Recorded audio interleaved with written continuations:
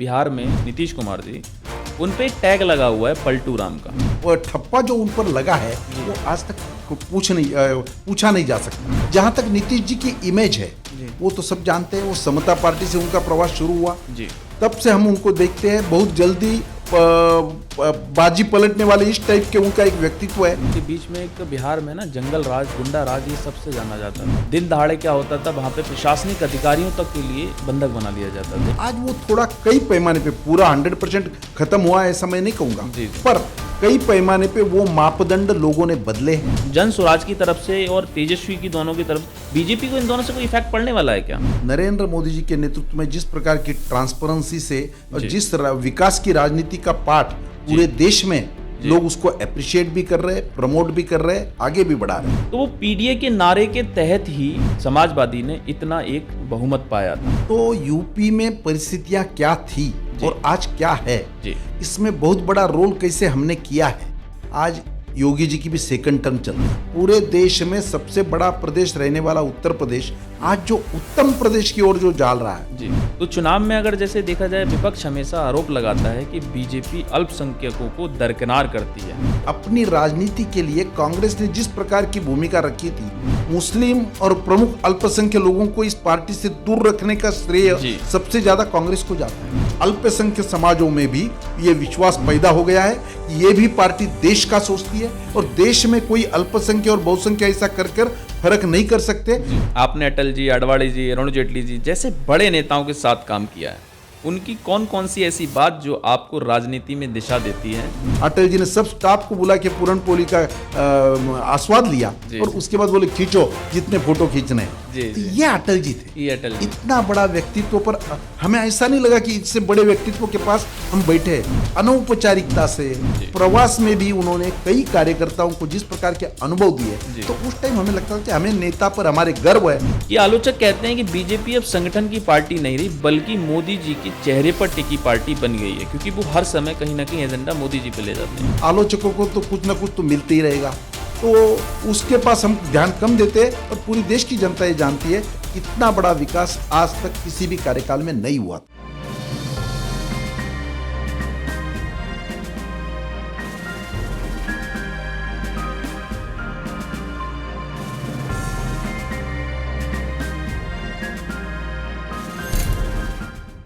नमस्कार दोस्तों, मैं हूं दीपक शर्मा और आप देख रहे हैं दी डेमोक्रेसी विद दीपक शर्मा।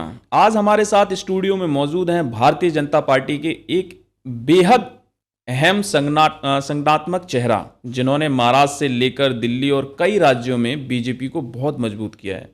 वो पूर्व में बीजेपी के राष्ट्रीय उपाध्यक्ष भी रह चुके हैं। जी हाँ, मैं बात कर रहा हूं श्याम जाजू जी की। जाजू जी का अनुभव, उनकी रणनीति और राजनीति की गहराई यहाँ आज की हमारी चर्चा का केंद्र रहेगा। हम बिहार चुनाव, उत्तर प्रदेश की राजनीति, पीडीए के नैरेटिव और बीजेपी की संगठन की ताकत जैसे मुद्दों पर आज खुलकर बात करेंगे। तो जाजू जी, आपका बहुत बहुत स्वागत है हमारे इस पॉडकास्ट में। नमस्कार। तो हम शुरुआत करते हैं किसी भी चीज़ की शुरुआत से, जैसे प्रारंभिक जीवन से ही बात करते हैं, राजनीतिक सफर और अनुभव से। आपने अपने राजनीतिक सफर की शुरुआत कैसे और बीजेपी संगठन से इतने गहरे स्तर पर आप कैसे जुड़े? मेरा भाग्य से जन्म संघ परिवार में हुआ जी। मेरे पिताजी 1948 में जी जब संघ पर पाबंदी आई थी जी, उस समय सत्याग्रह करके जेल में थे जी।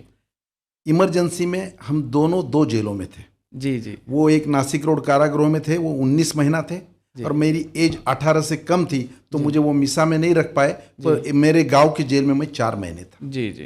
तो बचपन से ही राष्ट्रीय स्वयंसेवक संघ से जुड़ने के कारण इस विचारधारा से हमारा संपर्क हुआ जी। मेरे पोस्ट ग्रेजुएशन की पढ़ाई होने के बाद मैंने अखिल भारतीय विद्यार्थी परिषद का काम किया जी। उसमें 8 साल तक पूर्णकालिक रहने का मुझे मौका मिला जी। मैं जब पूर्णकालिक था तब ही विद्यार्थी परिषद के माध्यम से गुवाहाटी में एक सत्याग्रह हुआ था, जिसमें पूरे देश के लोगों का उसमें सहभागिता थी। और उसका कौन से सन की बात कर रहे हैं? ये 1983। ओके। जब मुंबई हो या गुवाहाटी, अपना देश अपनी मिट्टी करके हमने स्लोगन चल रहा था हाँ जी जी। इन्फिल्ट्रेटर्स के खिलाफ जो सत्याग्रह हुआ गुवाहाटी में जजेस फील्ड पर जी, उसका भी नेतृत्व करने का मौका मुझे मिला जी। दिल्ली का मैं विद्यार्थी परिषद का संगठन मंत्री भी रहा जी। और राजनीतिक शुरुआत मेरी 88 से शुरू हुई। 88 से जी। तो आपको बीजेपी का मास्टर ऑर्गेनाइजर भी कहा जाता है। क्या आपको लगता है कि आज भी चुनाव जीतने में सबसे बड़ा हथियार संगठन ही है? ये सही बात है। विशेषकर भारतीय जनता पार्टी और जनसंघ की जो राजनीति रही है जी, ये कार्यकर्ता बेस रही है जी, स्वयंसेवकों के आधार पर ये सब संगठन खड़े हुए हैं। जी, इस संगठन के पास, संघ की विचारधारा के पास या भारतीय जनता पार्टी के पास इस देश के बड़े उद्योगपति, बड़े इंडस्ट्रियलिस्ट, बड़े विचारवंत ऐसे लोग कभी नहीं थे। सामान्य आदमी का संगठन बनकर जो ये सब विचारधारा खड़ी हुई है और जिन्होंने इस विचारधारा का पूरा आज जो गौरव हो रहा है, इसका सब बेसिक वर्क, फाउंडेशन वर्क जिन्होंने किया होगा, तो वो सब ये सामान्य जनता है, सामान्य आदमी है। उनके बलबूते पर इस विचारधारा को जो रिकॉग्निशन प्राप्त हुआ है, तो निश्चित रूप से उसका श्रेय ये कार्यकर्ताओं को ही मैं देता हूँ। बहुत बड़ी बात कही है आपने। जिस तरीके से संगठन के लिए आपने एक संगठन के एक मन में वो रहता है कि कार्यकर्ता का मनोबल क्या होता है, अपने बड़े नेताओं के ही अभाव उनके शब्दों से जुड़ा हुआ होता है। तो जैसे संगठन और सरकार दो इस समय, क्योंकि जहां तक देखा जाए जैसे डबल इंजन बोला जाता है, तो डबल इंजन की सरकारें आपकी अधिकतर हर राज्य में हैं, क्योंकि केंद्र में आपकी सरकार है। तो संगठन और केंद्र में अगर देखा जाए, कई सारे ऐसे राज्य हैं जहां आज भी अब लोग यानी कि डबल इंजन सरकार बनाने की तरफ जा रहे हैं। तो शुरुआत, क्योंकि इस समय सबसे करंट में देखा जाए मुद्दा जो है वो बिहार चुनाव का है, तो बिहार में चुनावी माहौल इस समय गर्म है। बीजेपी किस रणनीति के साथ मैदान में उतर रही है?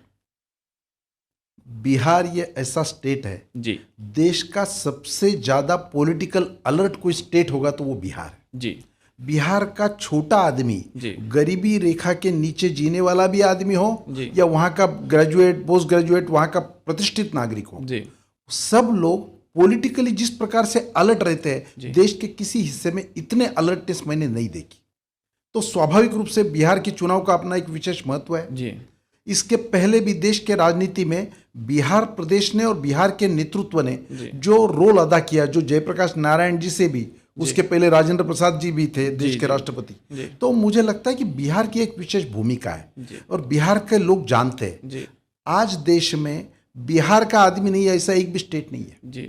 बिहार के रोजगारी के निमित्त से हो, कुछ भी निमित्त से हो, वो जो आदमी बाहर जाता है वो बिहार का अपना एक विशेषता साथ में लेकर जाता है। तो बिहार जैसे स्टेट में आज सबसे प्रमुख मुद्दा चुनाव का अगर कुछ है तो ऐसा स्टेट जो आज पिछड़ा हुआ लग रहा है, जो गरीबी रेखा के नीचे जीने वाली संख्या ज्यादा है, रोजगार के लिए लोगों को बाहर जाना पड़ता है। इसका कारण बिहार की जनता ने जिन सरकारों पर यह दायित्व दिया था, वो राज्य सरकारें फेल हुई। उन्होंने अपनी छोटी राजनीति, अपने वेस्टेड इंटरेस्ट, करप्शन और बिहार के विकास की ओर उनका ध्यान नहीं था। तो ये बिहार की जनता के ध्यान में आ रहा है। और हमारी जो डबल इंजन की सरकार आप जो बात कर रहे हैं, उसका क्या है? डबल इंजन की सरकार मतलब विकास की ओर ले जाने के लिए केंद्र सरकार का उनको आधार है।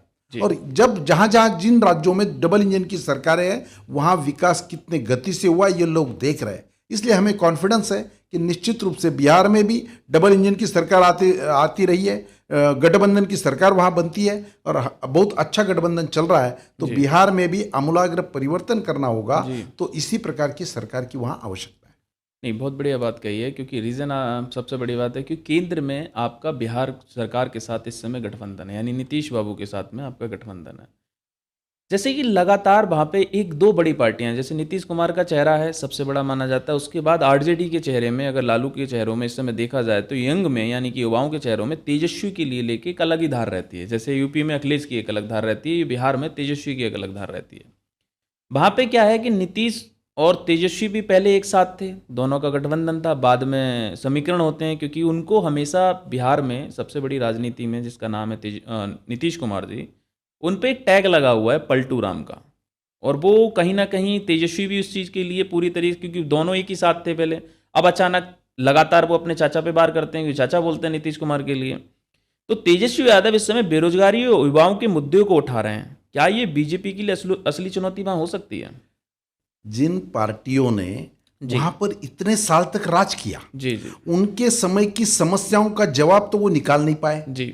करप्शन के कारण उनके प्रमुख नेताओं को जेल में जाना पड़ा और ये सब ठप्पा जो उन पर लगा है वो आज तक पूछा नहीं जा सकता। इसलिए लोगों के मन में ये पक्का है, वहां गुंडागर्दी का राज था, थोड़ा किसी के पास ज्यादा पैसा आया तो वो बिहार छोड़ने के लिए मजबूर होता था। ये सब स्थितियां बदलने का श्रेय भारतीय जनता पार्टी और नीतीश जी की सरकार को जाता है। जहां तक नीतीश जी की इमेज है वो तो सब जानते हैं, वो समता पार्टी से उनका प्रवास शुरू हुआ, तब से हम उनको देखते हैं। बहुत जल्दी बाजी पलटने वाले इस टाइप के उनका एक व्यक्तित्व है। पर मुझे ऐसा लगता है कि अनुभव के आधार पर भी उन्होंने भी यही देखा है, अगर सचमुच में बिहार का विकास होना होगा तो केंद्र के साथ चलना पड़ेगा। नरेंद्र मोदी जी जैसे दृष्टि वाले नेता जिनको विजन है, ऐसे विजनरी नेता के साथ रहने से ही बिहार का विकास होगा। और नीतीश जी के भी मन में जो कल्पना है उनको एग्जीक्यूट करनी होगी, तो भाजपा का साथ वो छोड़ नहीं सकते। बीच में थोड़ी टाइम छोड़ के भी उन्होंने अनुभव भी कर लिया, तो उनके ध्यान में आया बिहार को स्टेबिलिटी की आवश्यकता है और स्टेबिलिटी इसी गठबंधन के माध्यम से आ सकती है। नहीं, आपने बहुत बढ़िया बात की। बीच में एक बिहार में ना जंगल राज, गुंडा राज, ये सबसे जाना जाता था, और ये सरकार सब जानते हैं कि लालू की राज में दिन दहाड़े क्या होता था, वहाँ पे प्रशासनिक अधिकारियों तक के लिए बंधक बना लिया जाता था। यानी डीएम कलेक्टर से भी सुनने में आता है, बहुत सारी स्टोरियाँ, आर्टिकल ऐसे छपे हुए हैं जिनमें मैंने पढ़ा है कि पहले कलेक्टर से तक फिरौती मांग ली जाती थी, यानी कि उनके क्षेत्र राज्यों में। अब कहीं ना कहीं जाके, जैसे आपने कहा कि नरेंद्र मोदी की सरकार केंद्र में सरकार है, तो भले ही राज्य में सरकार, अगर पहली बात तो आपका गठबंधन है, नहीं भी हो तो केंद्र की इतनी दृष्टि रहती है कि इस तरीके का जंगल राज, गुंडा राज जो है अब वो बहुत लेवल पे कम है। तो इसी समीकरण के साथ आगे बढ़ते हुए बिहार में जातीय समीकरण हमेशा निर्णायक रहे हैं। क्या बीजेपी का विकास और राष्ट्रवाद का नैरेटिव इन समीकरणों पर भारी पड़े? क्योंकि वहां पे जातिवाद बहुत ज्यादा चलता है। जैसे जनसुराज के इस समय पे प्रशांत किशोर हैं, पहले वो एक बहुत बड़े रणनीतिकार, चुनाव किंग मेकर वो अपने आप को बोलते थे, बहुत सारे उन्होंने अपने आप में क्रेडिट भी लिए हैं कि हमने इनको बनाया, हमने। तो आप क्या जनसुराज की तरफ से और तेजस्वी की, दोनों की तरफ से बीजेपी को इन दोनों से कोई इफेक्ट पड़ने वाला है क्या? केवल जाति आधारित राजनीति का अगर सोचेंगे तो मुझे लगता है कि वो थोड़ा आउटडेटेड काम हो गया है। जी। नरेंद्र मोदी जी के नेतृत्व में जिस प्रकार की ट्रांसपेरेंसी से और जिस विकास की राजनीति का पाठ पूरे देश में लोग उसको अप्रिशिएट भी कर रहे, प्रमोट भी कर रहे, आगे भी बढ़ा रहे। एक समय ऐसा था कि केवल जातीयता ये ही गणित माना जाता था राजनीति में। आज वो थोड़ा कई पैमाने पे, पूरा 100% खत्म हुआ ऐसा मैं नहीं कहूंगा, पर कई पैमाने पे वो मापदंड लोगों ने बदले हैं। लोग अब नए प्रकार से सोचने लगे हैं। नई जनरेशन को तो विकास की दृष्टि, क्या क्या इंफ्रास्ट्रक्चर बढ़ा है, कितना रोजगार बढ़ा है, कैसे स्टैंडर्ड ऑफ लिविंग बढ़ा है, प्रदेश में कानून व्यवस्था कैसी है, गरीबी रेखा के नीचे के ऊपर कितने लोग ऊपर आए हैं, पलायन कितना रुका है, ये सब बातें लोग सोच रहे हैं। सोचने वाला, समझने वाला, सीखने वाला, पढ़ने वाला आदमी अब ये बोलने लगा है, टॉकेटिव होने लगा है। एक समय ऐसा था कि दहशत ऐसी थी, बिहार में क्या, यूपी में क्या, कि लोग बोल तक नहीं सकते थे। आज वो परिवर्तन आया है और मुझे ऐसा लगता है कि केवल कास्ट आधारित राजनीति अब खत्म हुई है। लोग विकास के सोच रहे हैं और उस पैमाने पे अगर देखेंगे तो हमारी सरकार, मोदी जी की सरकार और भारतीय जनता पार्टी और नीतीश की गठबंधन की सरकार कई गुना आगे है। नहीं, आपने बहुत बढ़िया बात कही है, लेकिन एक बात आपने कास्टिज्म को लेके कहा था, क्योंकि कास्टिज्म को लेके बोला कि कास्ट से आगे बढ़ के लोग अब बढ़ चुके हैं आगे। लेकिन आज भी मैं देखता हूं कि जैसे टिकट का बंटवारा हो, कोई भी चीज़ बंटवारा हो, उस क्षेत्र में ये देखा जाता है कि कौन सी कास्टिज्म का ज़्यादा है, उसी हिसाब से जो कैंडिडेट होते हैं उनका चयन होता है। लेकिन आपने बीच में यूपी का भी जिक्र छेड़ा है, तो हम बिहार का चुनाव, क्योंकि करंट का मुद्दा है, तो बिहार पे हम हटके हम यूपी की तरफ आते हैं, क्योंकि यूपी के अंदर जो एक जनाधार है वो देखा जाए तो सेकेंड टाइम सीएम यानी कि योगी आदित्यनाथ हैं, उनकी अपोजिट यानी कि समाजवादी पार्टी एक बहुत बड़ा राजनीतिक अनुभव भी रखने वाली है, क्योंकि शुरू से राजनीतिक में अगर देखा जाए तो समाजवादी पार्टी की जड़ें यहाँ पे मजबूत रही हैं। लेकिन चुनाव हटने के बाद में केंद्र में सरकार है, ऑब्वियसली बीजेपी की सरकार है। अचानक बीएसपी नहीं, कांग्रेस के साथ पहले उन्होंने पैच किया, अब कांग्रेस के साथ हटने के बाद उनकी जो सीट है, संख्या बल है, यानी कि पार्लियामेंट में, वो बहुत ज़्यादा है। और वो बहुत ज़्यादा हुआ था एक नारे के साथ जिसको उन्होंने बनाया था पीडीए। तो पिछड़ा, दलित, अल्पसंख्यक एक उन्होंने एक वो बनाया और पीडीए का नारा दिया। क्योंकि ये जाति बात जैसे आपने कही, तो मुझे इस मुद्दे पे आना यूँ पड़ा क्योंकि मैं बिहार से उठ के यूपी में एकदम यूँ आ गया, क्योंकि जातिगत से उठ चुके हैं। तो वो पीडीए के नारे के तहत ही समाजवादी ने इतना एक बहुमत पाया था, जो आप बीजेपी भी जानती है, संगठन भी जानते हैं और लोगों का भी मानना है। अब आप ये पीडीए के, जैसे उत्तर प्रदेश में पीडीए का एक नैरेटिव है, अखिलेश ने खड़ा किया है, बीजेपी को इससे काउंटर कैसे करेगी? मतलब इसमें आपकी क्या रणनीति है, मतलब संगठन के हिसाब से, क्योंकि आप पे संगठन अनुभव बहुत ज़्यादा है, आपने कई स्टेट के प्रभारी रहे हैं, तो यूपी को आप, क्योंकि आप दिल्ली के अंदर बैठते हैं, राजनीति को अच्छे से समझते हैं, और पीडीए इस समय सबसे ज़्यादा एक बड़ा मुद्दा चैलेंजिंग यूपी के लिए बनता चला जा रहा है, तो आप इसको कैसे देखते हैं? संयोग से बीजेपी हेडक्वार्टर का 12 साल हेडक्वार्टर इंचार्ज रहने के कारण जी जी पूरे देश के लोगों का मुझे संबंध आता। बिल्कुल बिल्कुल। तो यूपी में परिस्थितियां क्या थी और आज क्या है, जी, इसमें बहुत बड़ा रोल कैसे हमने किया है। जी, आज योगी जी की भी सेकंड टर्म चल रही है। बिल्कुल। इस सब सरकार की उपलब्धियां अगर देखेंगे तो यूपी का भी आदमी पुरानी, उन्होंने मायावती की भी सरकार देखी है, मुलायम सिंह की भी सरकार देखी है, और पुराने जमाने की कांग्रेस की भी सरकारें देखी है। एक एक पार्टी कैसे खत्म होते गई, इसका इतिहास भी यूपी ने पूरे देश को दिखाया है।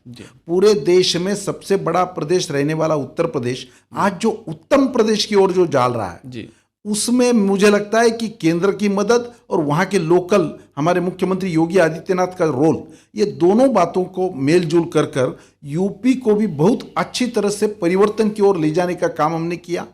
वहाँ फिर धार्मिकता, आध्यात्मिकता का तीर्थाटन हो, अभी हुआ जो मेला है, जो प्रयाग का कुंभ मेला, पूरा विश्व का इंटरनेशनल इवेंट बनाने का काम, और उससे कितने बड़े इकोनॉमी पर फायदा हुआ है। इस देश की आत्मा आध्यात्मिक है, पवित्रता है, उसको व्यावहारिकता में लाकर जिस प्रकार से हमने परिवर्तित किया है, फिर उज्जैन का महाकालेश्वर का कॉरिडोर का विषय हो, अब ये वृंदावन का भी शुरू हो रहा है, तो ये सब बातें, अयोध्या का राम मंदिर आज विश्व का सबसे ज्यादा तीर्थाटन करने वाला लोगों का आकर्षण केंद्र बना है। तो मुझे ऐसा लगता है ये सब बड़ी बड़ी बातें भी लोगों के ध्यान में आ रही है। यूपी में एसएमई का उद्योग इतने बढ़ रहे हैं, नए लोगों को मुद्रा बैंक लोन योजना के माध्यम से सबसे ज्यादा किसी प्रदेश ने फायदा लिया है तो वो उत्तर प्रदेश है। लोग अपने बलबूते पर खड़े हो रहे हैं, और केवल वो खड़े नहीं हो रहे, लोगों को रोजगार दे रहे। इसलिए उत्तर प्रदेश के भी लोग जो बाहर काम के लिए जाते थे, वो आज जाने को तैयार नहीं है, वो अपने गांव में रोजगार चाहते हैं और रोजगार उनको मिल रहा है। नहीं, आपने बहुत बढ़िया बात की, क्योंकि ये तो हम भी देखते हैं, हम भी उत्तर प्रदेश की राजनीति से आते हैं, उत्तर प्रदेश के ही रहने वाले हैं, मैं बरेली का रहने वाला हूँ, नोएडा बेस्ड हूँ, तो उत्तर प्रदेश की ग्रोथ को हमने बड़ा, मतलब कहते हैं डीप से जाना है, और देख भी रहे हैं लगातार, क्योंकि सेकेंड टर्म ऑफ हमारे सीएम योगी आदित्यनाथ का समय मतलब चल रहा है, और बहुत अच्छा विजन है, बहुत अच्छा। लॉ एंड ऑर्डर को जिस समय बोला जाता था, आज हम कानून में कहीं ना कहीं अपने आप को सेफ फील करते हैं, उसमें कोई डाउट नहीं है।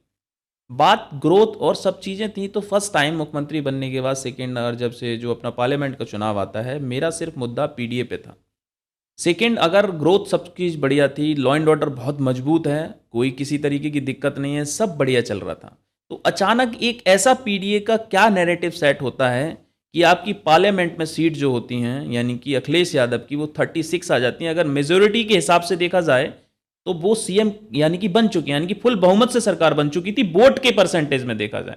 मैं उस चीज में जानना चाह रहा हूं कि एक्चुअल एकदम अचानक पीडीए का फॉर्मूला वो फिट करते हैं, क्योंकि जातिगत आपने बात करी थी, तो यूपी में कहीं ना कहीं या बिहार, हर जगह पे एक जाति का फॉर्मूला, वो बात में कोई डाउट नहीं है, सबको पता है ग्रोथ बढ़िया है, सबको पता है रोजगार मिल रहा है, सबको पता है कानून बढ़िया है, फिर ऐसा क्या हो गया कि पीडीए का फॉर्मूला फिट करके अखिलेश यादव इतनी सारी सीटें निकाल के ले गए?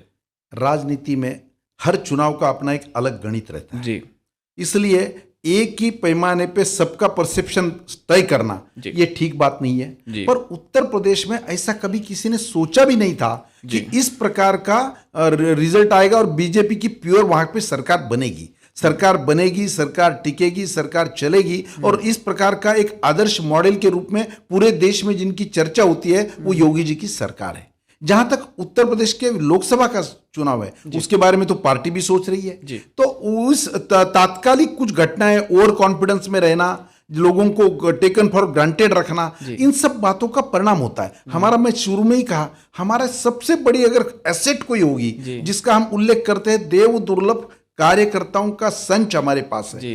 वो कार्यकर्ता थोड़ा एक्टिविटी उसकी कम होने से तुरंत क्या असर होता है ये हमने देखा है। तो मुझे ऐसा लगता है कि जातीय समीकरण अपनी जगह पर है, हमने जो विकास की राजनीति का अपने हाथ में संकल्प लिया है और वही एजेंडा लेकर हम आगे चल रहे हैं, उसको लोग अप्रिशिएट कर रहे हैं और उत्तर प्रदेश की जनता को भी इसका एहसास है। मतलब आपने मान लिया, आपने अपने शब्दों में कहा था कि ओवर कॉन्फिडेंट, ओवर कॉन्फिडेंट का मतलब होता है कि हम तो भैया हर जगह हमारी केंद्र में सरकार है, हमारी योगी सरकार है, डबल इंजन की सरकार है। तो कार्यकर्ताओं का जो एक जोश मिलना चाहिए, कार्यकर्ताओं की, मुझे जो लगता है यूपी के अंदर बहुत लोग सवाल उठाते हैं, हमारे पास भी बहुत सारे मुद्दे आते हैं कि कार्यकर्ताओं की सुनी नहीं जाती है, कार्यकर्ताओं में जोश नहीं है। कार्यकर्ताओं को यही कारण था कि कार्यकर्ताओं डाउन होने के कारण कहीं ना कहीं ये बीजेपी के नेतृत्व ने भी जाना और इस चीज़ पे शायद गंभीर चर्चा भी हुई थी कि जो कहते हैं सरकार वर्सेस संगठन, सरकार वर्सेस अगर संगठन में देखा जाए तो उत्तर प्रदेश की राजनीति में एक सबसे बड़ा सबक था कि कार्यकर्ताओं की नहीं सुनना, कार्यकर्ताओं के बारे में नहीं जानना और उनकी समस्याओं का न सुनने का कारण था कि ये पीडीए का फार्मूला उन्होंने जो एक नारा दिया और वो उस पर जाके फिट बैठ गया, क्योंकि रीजन कार्यकर्ता एक्टिव नहीं हुए। ये सबसे बड़ा यहाँ पे निकल के आ रहा है। आप इस चीज को किस तरीके से देख रहे हैं? मैं मेरी थोड़ी असहमति इसमें जताता हूँ। जी जी बिल्कुल। केवल कार्यकर्ताओं की नहीं सुनना ये विषय नहीं है। पार्टी जब बड़ी होती है तो स्वाभाविक रूप से पहले जैसे स्थितियां रहती है उसमें परिवर्तन आता है। जी। इसके पहले भी एक बार 2004 में जब अटल जी के नेतृत्व में हमने चुनाव लड़ा था, वो तो शाइनिंग इंडिया के नाम से हमने चुनाव लड़ा, ओवर कॉन्फिडेंस में हम थे और उसका सबक हमने सीखा। उसकी बहुत बड़ी कीमत इस देश को भी चुकानी पड़ी। 10 साल कांग्रेस की सरकार रही। तो वैसे ही इस बार भी हमारे कार्यकर्ताओं ने ये सोचा कि जीतना तो हमें ही है, हमने इतना अच्छा काम किया है, मोदी जी जैसा नेतृत्व हमारा नेता काम कर रहा है, तो स्वाभाविक रूप से लोगों को लगा कि हमें अब तो वोट देंगे ही लोग। पर ऐसा है, जनता की डिमांड रहती है। जनता के बीच में जाने वाले कार्यकर्ता जिन्होंने पार्टी का प्रवास इतना दूर तक खींचकर लाया है, उनको सक्रिय रहना ही पड़ेगा। यह हमारी विशेषता है। वही हम खो बैठेंगे, जनता में उतनी एक्टिविटी नहीं करेंगे तो केवल जनता को टेकन फॉर ग्रांटेड लेकर हम रिजल्ट की अपेक्षा नहीं कर सकते। जहां तक कार्यकर्ताओं के सवाल है, कार्यकर्ताओं की सबसे ज्यादा प्रतिष्ठा कोई पार्टी में होगी तो वो भारतीय जनता पार्टी है, क्योंकि हम उनके बलबूते खड़े हुए। हमारी लीडरशिप भी आप देखोगे पूरे देश में, तो ऐसे ऐसे सामान्य घरों के नेता आकर आज देश का नेतृत्व कर रहे हैं, जिनको कोई पार्श्वभूमि नहीं थी, जिनके घरों में इस प्रकार के राजनीतिक समीकरण नहीं थे, ऐसे कोई परंपरा नहीं थी, वारिस नहीं था, तो भी ऐसे लोगों को भी जनता के बीच लाकर हमने जो नेतृत्व खड़ा किया है, ये सबसे बड़ी अचीवमेंट हमारे पार्टी की है, जो कार्यकर्ताओं में से ही खड़ी हुई है। नहीं, बहुत बढ़िया बात है। आपने कहा कि ऐसे ऐसे लोगों को खड़ा कर दिया जिनका राजनीतिक पृष्ठभूमि भी नहीं थी, वो आज नेतृत्व कर रहे हैं। तो मुझे ये नहीं लगता है जिन्होंने पार्टियों के लिए अपना समर्पण दे दिया, पार्टी के हित में काम करते करते उन्होंने अपना जीवन दे दिया, उनको कुछ नहीं मिला और उठा के बाहर किसी व्यक्ति को और केंद्रीय नेतृत्व तक मतलब केंद्रीय नेतृत्व ऐसा क्या देखा कि उसको पहुंचा दिया, और जो उसका कार्यकर्ता तन मन धन लगातार समर्पित बीजेपी को किया, उसको वो नहीं मिला। तो एक पार्सलिटी नहीं है ये क्या बीजेपी की? एक तो आज देश के सबसे बड़ी पार्टी के रूप में भारतीय जनता पार्टी है। जिन लोगों को अपनी विचारधारा छोड़ के कोई फ्यूचर दिखता है, वो इस पार्टी में दिखता है। तो सबसे ज्यादा दूसरी पार्टियां छोड़कर आने वालों की संख्या आज भारतीय जनता पार्टी में ज्यादा है, क्योंकि लोगों को लगता है कि इस पार्टी का फ्यूचर है, इसकी लीडरशिप है, इनके पास प्रोग्राम है और ये देश के लिए सोचते हैं। इन्होंने देश की सोच में भी आमूलाग्र परिवर्तन कर दिया है। नई जनरेशन भी, पढ़े लिखे लोग जो राजनीति की ओर देखते नहीं थे या अच्छी नजर से नहीं देखते थे, वो भी लगता है कि नहीं, हमारा भी फ्यूचर इस पार्टी में है। तो मुझे लगता है कि ऐसे बहुत बड़े पैमाने पे आने वालों के लिए पार्टी के दरवाजे खुले हैं। वो राजनीतिक पार्टी का दरवाजा कोई किसी के लिए बंद नहीं कर सकता। तो स्वाभाविक रूप से कई पुराने लोगों के मन में ऐसी कुंठा आ जाती है कि अरे ये कल से आया हुआ, परसों आया हुआ आदमी आज हमारे आगे जा रहा है। पर मुझे ऐसा लगता है कि ऐसा सोचना नहीं चाहिए। पॉलिटिकल पार्टी बड़ी नहीं होगी जब तक लोग नहीं आएंगे, और लोग आए तो उनको एब्सॉर्ब करने की भी ताकत हमारे में रहनी चाहिए। तो सब समाज को लिए साथ में आगे है बढ़ते जाना, ये हमारा मंत्र है। तो फिर हाँ, थोड़ा बहुत पुराने लोगों के मन में ऐसी कुंठा, निराशा आ सकती है, पर वो सही नहीं है। ये पार्टी में जो कार्यकर्ताओं की चिंता होती है वो दूसरी कोई पार्टी में हो नहीं सकती। नहीं, बहुत बढ़िया बात है आपने कही, क्योंकि आपने कई राज्यों के अपने प्रभारी रहे हैं। तो प्रभारी का इंचार्ज जो होता है ना चुनाव के समय पर, वो सबसे बड़ा पद माना जाता है। स्टेट इंचार्ज होता है, क्योंकि जब चुनाव होते हैं तो उसकी लीडरशिप में ही होते हैं चुनाव वो। तो उत्तर प्रदेश की, क्यों मैं बार बार उत्तर प्रदेश का जिक्र यूं कर रहा हूं, क्योंकि उत्तर प्रदेश हमारा सबसे बड़ा सूबा है, सबसे बड़ा राज्य है। पूरे हमारी जो एक चाबी बोलते हैं वो उत्तर प्रदेश से ही होके जाती है जब भी कोई केंद्र पे आसीन होता है। तो चुनाव में अगर जैसे देखा जाए, विपक्ष हमेशा आरोप लगाता है कि बीजेपी अल्पसंख्यकों को दरकिनार करती है। अल्पसंख्यकों का मतलब जिन्होंने PDA, ए का मतलब मैं अल्पसंख्यक कर रहा हूँ, यानी ए की बात कर रहा हूँ। तो अब बीजेपी ए तक पहुंचने के लिए क्या कोशिश कर रही है?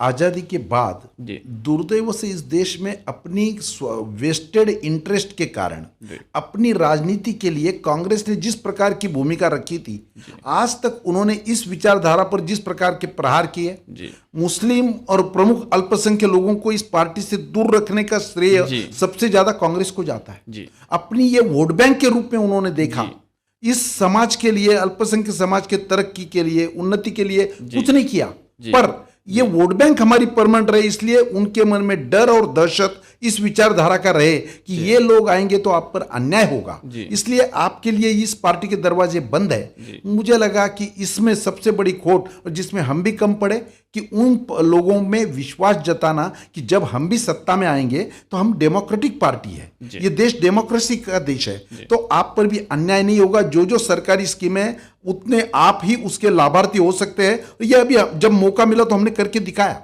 हमने प्रूव किया। तो मुझे ऐसा लगता है कि आज धीरे धीरे अल्पसंख्यक समाजों में भी ये विश्वास पैदा हो गया है कि ये भी पार्टी देश का सोचती है, और देश में कोई अल्पसंख्यक और बहुसंख्यक ऐसा कर फर्क नहीं कर सकते। पूरे समाज का जब तक विकास नहीं होगा तो देश की तरक्की नहीं होगी। समाज के कोई एक तबके को पीछे रखेंगे और बाकी देश आगे जाएगा, ऐसा कभी हो नहीं सकता। तो मुझे ऐसा लगता है कि उन समाजों में भी विचार करने वाले पढ़े लिखे लोग आज नई दृष्टि से सोचने लगे हैं और अपने समाज में जागृति फैला रहे। आने वाले दिनों में इसका बहुत ज़्यादा असर देखने को मिलेगा। बहुत बढ़िया बात आपने कही है, क्योंकि उत्तर प्रदेश की राजनीति पे ही मैं डिस्कस कर रहा था। जैसे इस समय सभी स्टेट के जब चुनाव हुआ था, तो चुनाव होने के बाद में समीक्षा की गई थी। समीक्षा के बाद जाहिर सी बात है संगठन का चेंजेस होता है, तो संगठन में अभी तक लगातार विपक्ष भी कभी कभी सवाल उठा देती है, यानी कि राष्ट्रीय अध्यक्ष का जो पद है वो लगातार एक्सटेंड किया जा रहा है। इधर और मतलब अदर जैसे स्टेटों में देखा जाए तो प्रदेश अध्यक्ष चुने जा चुके हैं, लेकिन सबका एक इंतजार क्योंकि बड़ा सूबा है। थोड़ा सा एक पर्सनल क्वेश्चन है आपको, आप बड़ा बीजेपी के अंदर तक रहते हैं, बड़े नेता हैं, बड़ा पद है, बड़ा कद है, कुछ ऐसा बताइए कि हमारी प्रदेश अध्यक्ष का चुनाव, यानी कि प्रदेश अध्यक्ष बीजेपी को उत्तर प्रदेश के अंदर कब नया मिलने वाला है, या यही कंटिन्यू करेंगे? एक तो दो कारण होते हैं। जी जी। एक तो उस लायक आदमी ना मिलना, दूसरा उस लायक बहुत ज्यादा लोग उपलब्ध रहना। तो पार्टी जैसे जैसे बड़ी है तो हमारे पास भी इच्छुक लोगों की संख्या बढ़ी है, उस प्रकार की एलिजिबिलिटी के लोग बढ़े हैं, और इतने बड़े पार्टी में निर्णय प्रक्रिया में थोड़ा टाइम लगता है। कॉन्स्टिट्यूशन के आधार पे पार्टी संविधान के आधार पे चलनी है, और वो उसकी ज्यादा चिंता सबसे ज्यादा करने वाले हम लोग हैं। तो पार्टी के अंदरूनी चुनाव भी समय पर होते हैं, नेतृत्व भी होता है। कई बार कुछ अभी जैसे अभी बीच में सिंदूर, ऑपरेशन सिंदूर आ गया, उसके पहले एक देश एक चुनाव, ऐसे कहीं ना कहीं प्रायोरिटी का एजेंडा आने के बाद कोई पार्टी का घर का एजेंडा थोड़ा पीछे जाता है। पर मुझे लगता है कि ये कोई बहुत बड़ी समस्या नहीं है, ये केडर पार्टी है। कोई नेता उस कुर्सी पे बैठे या नहीं बैठे, इस पर पार्टी के परफॉर्मेंस पर फर्क नहीं पड़ता है। पार्टी आज भी उतनी ही सक्रिय है जैसे पार्टी रहती है, इसलिए ये केडर पार्टी का एक विशेषता बात है। इसलिए इस पार्टी का हम तमिलनाडु के जन कृष्णमूर्ति जी को लाकर भी राष्ट्रीय अध्यक्ष बनाते हैं तो पार्टी चलती है। इस पार्टी का ऐसे कोई नहीं, ये केडर पार्टी की विशेषता है, और वो केवल आज हम बचे हैं इस देश में जिनके पास इस प्रकार का कार्यकर्ताओं का संच है। इसलिए ये जो समस्या आप बता रहे, ये मीडिया में इसकी चर्चा है, लोग ऐसे बोलते हैं, हमारे लिए वो कोई समस्या नहीं है। जिस भी दिन निर्णय हो जाएगा लोग काम करने लग जाएंगे। नहीं, बहुत बढ़िया बात, क्योंकि एक्चुअली जैसे आपने कहा, क्योंकि क्यूरियोसिटी होती है ना हर किसी के पास। हमारे पास में भी बहुत सारे पॉलिटिशियंस के फ़ोन आते हैं, लोगों के आते हैं, अरे यार कुछ पता करो क्या चल रहा है, कब प्रदेश अध्यक्ष, क्योंकि जाहिर सी बात है चुनाव एक पुराना जो निपटा उसमें बहुत सारी बीजेपी की कम सीटें आई थी। तो रीज़न क्या होता है कि समीक्षा के दौरान पे चेंजेस किए जाते हैं, तो लोगों की एक क्यूरियोसिटी बनी रहती है। खैर इन सब चीज़ों से आगे बढ़ते हैं, अब थोड़ा सा क्वेश्चन करते हैं आपके उसमें, क्योंकि रीज़न है आपने जैसे जिक्र अटल जी का भी किया था, आपने अटल जी, आडवाणी जी, अरुण जेटली जी जैसे बड़े नेताओं के साथ काम किया है। उनकी कौन कौन सी ऐसी बात जो आपको राजनीति में दिशा देती है, और कुछ ऐसा बताइए जो जैसे अटल जी से कुछ जुड़ा मुद्दा हो या कोई अरुण जेटली से जुड़ा मुद्दा हो जिसको कोई नहीं जानता हो, सिर्फ श्याम जाजू जी जानते हैं क्योंकि उन्होंने उनके साथ पर्सनल काम किया है। कुछ एक अलग जो लोग जनता सुनना चाहती है, यानी कि हमारे जो ऑडियंस है, हमारे जो व्यूअर्स हैं वो, और उसके साथ साथ आपकी ही पार्टी से जुड़े हुए जब ये वायरल होगी खबर तो वो सुनना चाहते हैं कि कुछ ऐसी चीज थी जो आप बोलना चाहते हैं जो किसी को नहीं पता। तो कुछ ऐसी बात बताइए। अटल जी जब प्रधानमंत्री थे जी, पार्लियामेंट्री मीटिंग के कारण बार बार उनका कार्यालय में आना होता था। जी जी। और एक प्रोटोकॉल के हिसाब से एज ए हेडक्वार्टर इंचार्ज उनको रिसीव करने के लिए, उनको विदाई देने के लिए उस टाइम हम उनके गाड़ी को रिसीव करने जाते थे। जी जी। एक बार आप उस समय किस पद पे थे? मैं तब हेडक्वार्टर इंचार्ज था, बीजेपी हेडक्वार्टर इंचार्ज।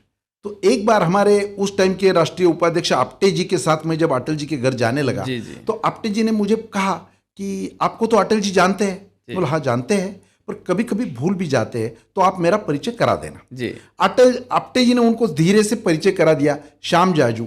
अब अटल जी जैसा इतना बड़ा व्यक्तित्व, वो कितनी मान हिलाएंगे। धीरे से उन्होंने ये ऐसा किया।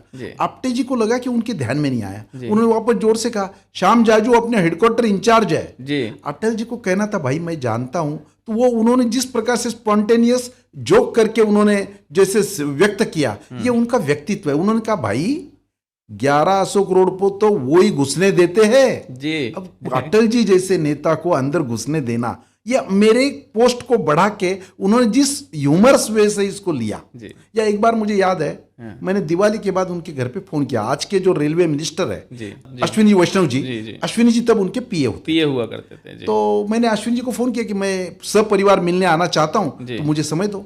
बोले, उन्होंने अटल जी को कहा, अटल जी ने बोला बात करो। बोले भाई क्या है? मैंने कहा कि आपका दर्शन करने आना है। बोले हो गया दर्शन मार्गदर्शन, आगे बताओ। मतलब नहीं, दिवाली के बाद बुजुर्गों को नमस्ते कर कर हमारा नया साल शुरू होता है। हमारे बुजुर्ग तो आप ही है, तो हमारे पास आपके पास आना है। अच्छा, अटल जी ने कहा क्या लाओगे? तो मुझे लगा कि अटल जी के लिए मैं क्या लेके जाऊंगा। तो मैं चुप रहा एक सेकंड, और मेरे मन में आया कि मुझे फोटो खींचने थे। बोला फोटोग्राफर लेके आएंगे। अरे वो तो आपका हुआ, मेरे लिए क्या लाओगे? और एक सेकंड में उन्होंने कहा पूरन पोली लेके आना। महाराष्ट्र का जो मिष्ठान उनके बहुत रुचि का पदार्थ था, उन्होंने कहा पूरन पोली लेके आना। दूसरे दिन हम पूरन पोली बनाकर सब परिवार वहां गए। अटल जी ने सब स्टाफ को बुला के पूरन पोली का आस्वाद लिया, और उसके बाद बोले खींचो जितने फोटो खींचने हैं। तो ये अटल जी थे। इतना बड़ा व्यक्तित्व पर हमें ऐसा नहीं लगा कि इससे बड़े व्यक्तित्व के पास हम बैठे। अनौपचारिकता से प्रवास में भी उन्होंने कई कार्यकर्ताओं को जिस प्रकार के अनुभव दिए, तो उस टाइम हमें लगता था कि हमें नेता पर हमारे गर्व है, क्योंकि ऐसे नेताओं का भंडार हमारे पास था। जैसे आपने अटल जी की, क्योंकि अटल जी का नाम, अटल जी की लीडरशिप, अटल जी जैसा नेता शायद अब कोई भविष्य में होगा, ये सब जानते हैं। अटल जी का एक अपना औरा था, अटल जी की एक अपना सम्मान, यानी विपक्ष के नेताओं में भी अटल जी का सम्मान जो था वो बहुत बड़ा कद था। विपक्ष में भी कोई बात होती थी तो पार्टी विपक्ष के नेता, यानी एक अटल जी एक ऐसे नेता थे, जब जवाहरलाल नेहरू तत्कालीन प्राइम मिनिस्टर थे तो यूएन के अंदर अटल जी को ही यानी कि रिप्रेजेंट करने के लिए भेज दिया था, क्योंकि अटल जी की अपनी खुद की कार्यशैली बहुत अच्छा था, मतलब आपसी बड़ा अच्छे तालमेल हुआ करते थे। बट फिलहाल में अब सरकार है, आपने जैसे एक पर्सनल टच दिया, पर्सनल बात करी, अटल जी को याद किया, अटल जी की, क्योंकि ये चीज़ें लोग सुनना चाहते हैं, इसलिए मैंने ये डिस्कस किया, क्योंकि आपके अटल जी से अच्छे संबंध रहे थे। अब हम बात इसी समय की करते हैं, क्योंकि बीजेपी आज मोदी और शाह की जोड़ी पर खड़ी है। आपकी नज़र में सबसे बड़ी ताकत क्या है? जैसा अटल जी का मैंने कहा जी कि मैं जिस जिले से आता हूं, महाराष्ट्र से अहिल्यानगर, उस जिले में 1957 में जनसंघ की स्थापना करने के लिए बेलापुर नाम के गांव में अटल जी आए थे जी। और उनको ट्रेन से वापस जाना था जी। वो स्टेशन तक पहुंचने तक ट्रेन निकलने वाली थी। अब क्या करें? और उस समय के जनसंघ के पास जिस प्रकार का इंफ्रास्ट्रक्चर था, एक कार्यकर्ता ने अपने सीट पर डबल सीट बिठाकर अगले स्टेशन तक उनको पड़ेगांव नाम के स्टेशन पर लेकर छोड़ा जी। यह अटल जी के ध्यान में था। और 1971 में वो जब जिले में आए तो सब वो बेलापुर के लोग गए, हमारे गांव की स्थापना आपने की है। तो बोले भाई वो साइकिल वाला कहाँ है, आज भी डबल सीट बैठना है। अब ये अटल जी थे।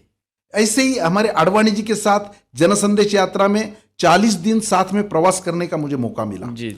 इतना धीर गंभीर स्थिर, पर बैठकों में हंसी मजाक में रुचि रखने वाले, खाने पीने में इतना संयमित, बोलने में संयमित, और हर दिन का प्लानिंग पहले करने वाले, planning in advance and planning in detail.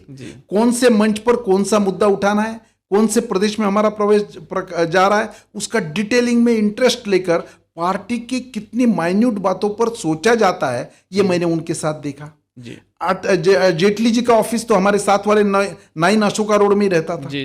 Jaitley ji का जिस प्रकार का ग्रास्पिंग था कि कोई सामान्य कार्यकर्ता को मैंने काम के लिए उनके पास भेजा तो 1 सेकंड के अंदर वो कागज देख के उनके ध्यान में आ जाता था कि इसका काम क्या है और उसका समाधान के लिए वो स्टेप उठाते थे। कई बार कार्यकर्ताओं को ये भी लगता था कि अरे हमारा कागज देखा ही नहीं, पर उनका जिस प्रकार का डिसीजन मेकिंग और ग्रास्पिंग था तो उसकी तोड़ नहीं। कई जब डायलेमा तैयार होता था क्या करना चाहिए तो जिनके पास सलाह के लिए जाया जाता है ऐसी सुषमा जी का व्यक्तित्व था। कोई भी विषय पर सर्वांगीण दृष्टि से सोचना और सामने आए हुए कार्यकर्ता की पहले चिंता करना, वो जिस काम के लिए आया है वो पहले ही सोचकर उसका जवाब तैयार रखना, इतनी बड़ी विशेषताएं इन सब नेताओं के पास थी।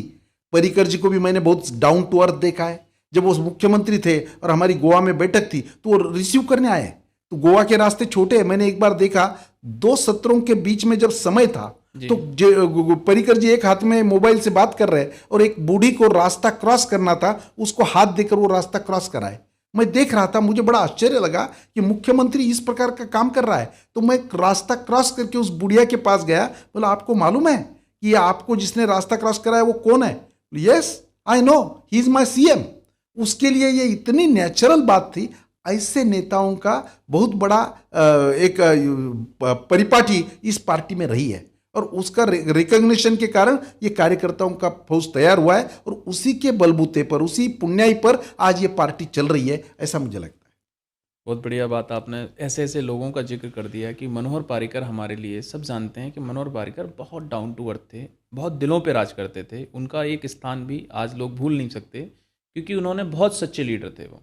तो जैसे आपने जिक्र किया मतलब मनोहर पर्रिकर का, बहुत अच्छी बात। अटल जी को तो सब जानते हैं, आपने मनोहर पर्रिकर उनको भी याद करके बहुत अच्छा है कि कार्यकर्ताओं को ऐसा नहीं है कि भूल जाना चाहिए। आज वो हमारे बीच नहीं है लेकिन लोगों को उनकी स्मृतियों में हमेशा याद रहेंगे। वो उनका एक ऐसे छोटे छोटे मुद्दे ही लोगों को टच करते हैं हमेशा मनोहर पर्रिकर के। अमित शाह जी के जीवन का एक विषय ध्यान में आ रहा है मुझे। जब ट्रंप देश में आए थे जी और शाहीन बाग का सब चल रहा था दंगा, जी बिल्कुल, ये तो हमें भी ऊपर से आदेश थे कि ट्रंप देश से बाहर जाने तक सब कार्यकर्ताओं को कि वो शांति से रहे, कोई रिएक्शन नहीं देना है और जैसा है वो देखना है। पर जब हमले ज्यादा होने लग गए, हिंदुओं पर अत्याचार होने लगे, हमें रुका नहीं गया और उसी दिन हम अमित भाई का हमने टाइम मांगा, हम कई कार्यकर्ताओं के साथ उनके घर पहुंच गए। उनको सब जो ब्यौरा हमने दिया तो उनको शाम को राष्ट्रपति भवन में डिनर पे जाना था। वो सुनकर 1 सेकंड में उनका निर्णय हुआ कि आज मैं डिनर में नहीं जाऊंगा। हमारे सामने उन्होंने मोदी जी को फोन कर कर न जाने की अनुमति मांगी कि बोले मुझे दिल्ली में रहना पड़ रहा है, दिल्ली में मैं व्यस्त हूं तो मैं नहीं आऊंगा। और मैंने देखा और हमें कहा, हम शाम को 6 बजे उनके घर पे थे, रात को 12 बजे तक सब बातें ठीक हो गई, तो अगर कोई समस्या बची तो 1 बजे मेरे घर पे आना। तो ऐसा नेता जो इतना कठोर के रूप में लोगों के मन में इमेज है, वो इतना संवेदनशील होता है और अपनी प्रायोरिटी तय करता है। ट्रंप के भोजन में मैं नहीं जाऊंगा, ये करने में उनको टाइम नहीं लगता। तो मुझे ऐसा लगता है कि ऐसे नेताओं की निर्णय क्षमता, रिस्क लेने की क्षमता, समय के अनुसार, अनुकूलता के अनुसार समय का आकलन करने की क्षमता, ये सब बड़े बड़े गुण ये लोगों में है, इसलिए देश आज तरक्की कर रहा है। नहीं, आपने बिल्कुल बात कही और एक बात आपने सच्चाई की जड़ से भी कही कि जैसे मैंने सवाल पहला किया था उसका जवाब भी अब दिया है आपने कि मैंने पूछा था कि मोदी और शाह की जोड़ी, तो मुझे अब भी आपकी बातों से भी समझ में आता है और लोग भी बताते हैं, जो सुनने में आता है कि मोदी जी अगर फैक्ट कहीं कुछ देखते हैं तो शाह साहब भी पीछे से कहीं ना कहीं इतनी मजबूती से स्ट्रक्चर को रखते हैं, ध्यान में केंद्रित रखते हैं कि कुछ भी गड़बड़ ना हो पाए। यही दोनों की जोड़ी का एक एंगल है कि जिसका कोई तोड़ नहीं है, बिल्कुल अगर समझ में आया जाए। अगर इस समय पे क्या है, थोड़ा सा एक तीखा सवाल है क्योंकि रीज़न क्या है, आजकल के जो आलोचक हैं, यानी बहुत सारे आजकल मीडिया वाले हो गए हैं, आपने देखा होगा बहुत सारे यूट्यूबर्स हैं, बड़े बड़े व्यूज़ खींचने के लिए वो कुछ भी उल्टा सीधा बोल देते हैं और एक विचारधारा से हटके हमेशा क्या होता है कि मैंने ये भी देखा है कि जो बहुत सारे व्यूज़ होते हैं या जो ज़्यादा रील्स वायरल होती हैं, ये जो देखते हैं वो वायरल होती है आलोचक, यानी कि वो एंटी चीज़ बोलेगा तब उसके ज़्यादा वायरल होते हैं, ये लोग मानते हैं। बट हम उस विचारधारा से क्या, हमें इस चीज़ से कोई, क्योंकि हमें व्यूअर्स नहीं, हमें एक्चुअली सच्चाई दिखानी है, क्योंकि हमारे शो का नाम ही दी डेमोक्रेसी है। तो हम सच्चाई, क्योंकि हमारी टैगलाइन भी राष्ट्रहित सर्वोपरि है, तो हम इन चीज़ों से हटके एक, लेकिन आलोचक जो बकते हैं मतलब बोलते हैं, उनकी वजह से मैं एक सवाल है कि आलोचक कहते हैं कि बीजेपी अब संगठन की पार्टी नहीं रही बल्कि मोदी जी के चेहरे पर टिकी पार्टी बन गई है, क्योंकि वो हर समय कहीं ना कहीं एजेंडा मोदी जी पे ले जाते हैं। क्या ये सच है? ऐसा है 14 के चुनाव में भी हो, उसके बाद के भी चुनाव में, उसके पहले तक देश के चुनाव का एजेंडा था करप्शन, देश की अव्यवस्था, कानून व्यवस्था, इन सब बातों का जिक्र आज खत्म हो गया। ये कितनी बड़ी अचीवमेंट 2014 से लेकर आज तक है कि इसकी चर्चा ही लोग करना पसंद नहीं करते, कि इस प्रकार के विषय रहे ही नहीं है। तो मुझे ऐसा लगता है कि ये पूरा एजेंडा इतने बड़े डेमोक्रेटिक कंट्री में डाइवर्ट करके इस पर लाना, और कौन सा ऐसा मुद्दा रहा मुझे बताइए, इस सरकार के कार्यकाल में कौन सा ऐसा सेक्टर है कि जिसमें परिवर्तन नहीं हुआ, जिसके बारे में सोचा नहीं गया? देश का रोजगार का विषय हो, जीडीपी का विषय हो, आम आदमी के रहन सहन का विषय हो, सामान्य देहात वालों का हो या स्मार्ट सिटी में रहने वाला हो, इंफ्रास्ट्रक्चर का हो, रेलवे का हो या प्लेन का हो, इन सब बातों पे, रोड का इंफ्रास्ट्रक्चर, इतना नेशनल हाईवे, इन सब बातों के अगर आंकड़े आप देखेंगे तो निश्चित रूप से लगता है कि ऐसे नेता जब देश में निर्णय लेने की क्षमता रखते हैं, एग्जीक्यूट करने की ताकत रखते हैं और उसका फॉलोअप करते हैं, इसलिए इस प्रकार की अचीवमेंट्स आज हमें दिख रही है। ये सबसे बड़ी अचीवमेंट देश के लिए है। जहां तक कार्य पद्धति के लिए कई बार लोग चर्चा करते हैं, तो मुझे ऐसा लगता है कि जिसके रिजल्ट मिलते हैं, जिसका परफॉर्मेंस दिखता है, वो कार्य पद्धति सबसे अच्छी है। अब हर बात में आलोचकों को तो कुछ ना कुछ तो मिलते ही रहेगा, तो उसके पास हम ध्यान कम देते हैं, और पूरी देश की जनता ये जानती है इतना बड़ा विकास आज तक किसी भी कार्यकाल में नहीं हुआ था। ये आपने बहुत बढ़िया बात कही, क्योंकि मोदी जी पे जिक्र था। आलोचकों के लिए एक करारा जवाब है, आलोचकों के लिए सवाल है। आलोचकों का क्या सवाल होता है? एक्चुअली ये व्यूअर्स का सवाल होता है। व्यूअर्स के मन में ये लोग क्यूरियोसिटी पैदा कर देते हैं। खैर ठीक है, आज के समय पे क्योंकि आप दिल्ली के अंदर रहते हैं, दिल्ली की राजनीति को आपने बहुत समय से देखा है। दिल्ली में इस समय लगातार, जैसे आपने देखा होगा, आम आदमी पार्टी की सरकार थी और उनके जितने भी मंत्री से लेकर सीएम तक सभी ने जेल की हवा खाई थी। खैर फिलहाल में दिल्ली की रणनीति चेंज होती है, राजनीति चेंज होती है, और इस समय आपकी दिल्ली के अंदर डबल इंजन की सरकार है। तो आप महिला, यानी कि महिला मुख्यमंत्री भी आपकी पहले राज्य की पहली महिला मुख्यमंत्री हैं। दिल्ली के अंदर सुषमा जी के बाद, मतलब या उस दौरान पर अगर देखा जाए तो एक महिला नेत्री के हिसाब से एक संग अचानक महिला कैंडिडेट को दिल्ली का सीएम बनाना, उनके नेतृत्व में ऐसा क्या जाना कि दिल्ली के अंदर एक महिला कैंडिडेट को लाके, जो बहुत सारे नाम अटकलें चली थी, अचानक दिल्ली का सीएम, और इस समय दिल्ली की राजनीति में, दिल्ली के विकास में किस तरीके से देख रहे हैं आप? महिलाओं के बारे में किसी पार्टी ने सबसे ज्यादा सोचा होगा तो वो हमारी पार्टी है जी। जनसंघ के भी संविधान में ऐसा था, जब तक उनके वो 7 लोगों में एक महिला नहीं होगी तो उस स्थानीय समिति को हम रिकॉग्निशन नहीं देंगे जी। तो आज तक महिलाओं को पार्लियामेंट में और विधानसभाओं में आरक्षण देने का कानून पारित करने का रेजोल्यूशन बिल हमारे कार्यकाल में हुआ जी। महिलाओं को मुद्रा बैंक में प्रायोरिटी देनी चाहिए, उनके नाम से प्रॉपर्टी ली तो उसका टैक्स कम होना चाहिए, डायरेक्ट बेनिफिट ट्रांसफर अगर ट्रांसफर होता है तो महिलाओं के अकाउंट में जाने दो जी। जहां जहां भी महिलाओं को प्रायोरिटी दे सकते हैं वो हमारी पार्टी ने कार्यक्रमों में भी दी है, विकास के काम में भी दी है। जहां तक राजनीति का सवाल है, राजनीति में भी हमारे सभी पदाधिकारियों में महिलाओं के लिए, एससी के लिए, एसटी के लिए विशेष प्रावधान हमने किया, नहीं तो ये लोग तो राजनीति में मुख्य प्रवाह में आ ही नहीं सकते, तो वो हमने किया। वही है मुख्यमंत्री के बारे में। जहां तक दिल्ली का सवाल है, दिल्ली की जनता तो फ्रस्ट्रेशन में थी, नाराज थी, वैफल्यग्रस्त थी, वो एक अच्छे अल्टरनेट के रूप में देख रही थी। दिल्ली हमारा पुराना से गढ़ रहा है। मैं जब प्रभारी था तब भी कारपोरेशन हमारे पास थी, एमसीडी हमारे पास थी, 7 की 7 सीटें हम जीत रहे थे। जहां तक विधानसभा का सवाल था तो विधानसभा में, असेंबली में हम नहीं थे। अब वो ही परिवर्तन हो गया। दिल्ली की, देश की जनता को ध्यान में आ गया कि अरे गलत हाथों में दिल्ली जाने से उसका क्या नुकसान होता है, वो दिल्ली ने भुगता है। और सचमुच में 10 साल में दिल्ली में एक भी रुपए का इंफ्रास्ट्रक्चर का काम नहीं हुआ। रोडों की स्थिति हमने देखी है, एक भी नया स्कूल कॉलेज नहीं हुआ। और जिस प्रकार के करप्शन के मामले आए कि एकाध मंत्रिमंडल के इतने लोग एक ही कार्यकाल में जेल में जाना, इसका उच्चांक प्रस्तापित हो गया। तो वो सब लोगों के सामने आज वो करने की बात नहीं है। आज उनको अल्टरनेट के रूप में जो भारतीय जनता पार्टी को सोचा है, और आज जिस प्रकार की मंत्रियों की भी टीम हमने दी है और नेतृत्व रेखा गुप्ता जी कर रही है। रेखा जी भी 93 से विद्यार्थी परिषद के काम से सतत सक्रिय रह के, कभी निगम पार्षद रही, कभी ये भी चुनाव लड़े, जनता से जुड़ी हुई नेता है। इसलिए जनता की समस्याओं के उनको समझ है और उस पर काम करने का उनका एज भी है और क्षमता भी है। तो मुझे ऐसा लगता है कि ऐसा नेतृत्व जब आता है और कलेक्टिव लीडरशिप के साथ जब काम करता है तो निश्चित रूप से विकास होता है। एलजी के माध्यम से भी बहुत अच्छा कोऑपरेशन उनको मिलता है और केंद्र का विशेष ध्यान है। नहीं तो दिल्ली दिन प्रतिदिन इतनी बढ़ रही है, यहाँ के इंफ्रास्ट्रक्चर समस्या, यहाँ के पानी, यहाँ की अस्वच्छता, यहाँ के ट्रांसपोर्टेशन, रोज का जाम होना और प्रदूषण, इतने बड़े चैलेंजेस लेकर पर मोदी जी के मन में है कि एक इंटरनेशनल सिटी, कैपिटल सिटी बनाने का मोदी जी का जो सपना है वो रेखा गुप्ता जी के नेतृत्व में निश्चित रूप से हम पूरा करेंगे और केंद्र सरकार भी उसमें बहुत अच्छा ध्यान दे रही है। तो मुझे लगता है कि दिल्ली की जनता के मन में जो ठेस थी कि अरे दिल्ली पीछे गई है, वो निश्चित आगे आएगा और दिल्ली की जनता समाधान व्यक्त करेगी। इतना काम इस कार्यकाल में हो जाएगा। बहुत अच्छी बात बताई आपने दिल्ली के सीएम को लेके। अच्छी बात है क्योंकि दिल्ली के अंदर क्योंकि एलजी का राज चलता है, तो इस समय सरकार भी आपकी, एलजी भी आपके हैं, तो जाहिर सी बात है उसका फ़ायदा जो है अब दिल्ली की जनता को मिलने जा रहा है और दिल्ली की जनता को मिलेगा भी, क्योंकि रीज़न केंद्र में भी आपकी सरकार है, डबल इंजन की सरकार, एलजी भी आपके, तो जाहिर सी बात है कि समस्याएँ नहीं खड़ी होंगी क्योंकि आपके पास राजनीतिक अनुभव बहुत ज़्यादा है।